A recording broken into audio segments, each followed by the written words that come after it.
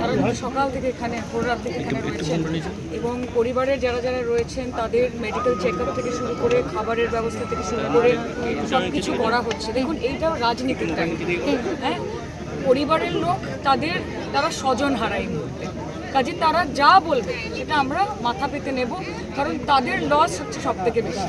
যদি কোথাও কোনো অভিযোগ থেকে থাকে সেগুলো আমরা দেখছি, আমরা কিন্তু চ্যানেল কেনা মাইক, তো আমরা কিন্তু আছি সবার সাথে। কিছুক্ষণ আগে আপনারা দেখেছেন যে অরূপদাও এসেছিলেন, আমরা সুজিতদার সাথেও কথা হয়েছে। ওখানে 12টা ইঞ্জিন দেওয়া হয়েছে, জেসিবি আসছে, ভেঙে যতটা ঢোকা যায় সেটার চেষ্টা করা হচ্ছে। We are at it, let's not politicise this. একটা ক্রাইসিস হয়েছে, একটা অ্যাক্সিডেন্ট হয়েছে এবং আমাদেরকে সকলে একসাথে মিলে এটাকে। কতজন নিখোঁজ কিছু জানতে পারলেন? এখন অবধি দেখো এক্স্যাক্ট ফিগার আমি বলতে চাই না, কারণ সেটা বিভ্রান্তিকর হবে। এটা প্রশাসনিকভাবে পুলিশ রয়েছে এবং যত আরো বেশি ভেতরে যাওয়া যাবে তত বেশি আইডেন্টিফাই করা যাবে এক্স্যাক্ট ফিগার। তারপরে এই গুদামগুলোকে বৈধভাবে তৈরি হয়েছে যে এখানে ঠিকভাবে তোমার অগ্নি নির্বাপন ব্যবস্থা এটা তো একটা প্রাইভেট, আমি যতদূর জানি একটা প্রাইভেট কোম্পানি। তো আমি কিন্তু তাদের ওই পক্ষর মালিক পক্ষর কেউ আদৌ এখানে এসছেন না আসেনি এই প্রশ্নগুলো তাদেরকেও করতে হবে।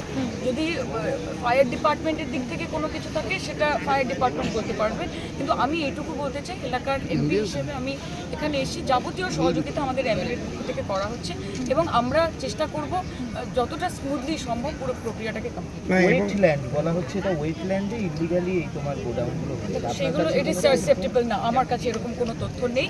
এবং এইগুলো আমি এই মুহূর্তে ক্রাইসিসটা নিয়ে কথা বলতে চাইছি যে এরকম একটা ভয়াবহ অগ্নিকাণ্ড হয়েছে, ভেতরে কিছু মানুষ ট্র্যাপ ছিলেন, মারা গেছেন, পরিবারের লোকেরা এখানে হাহাকার করছে।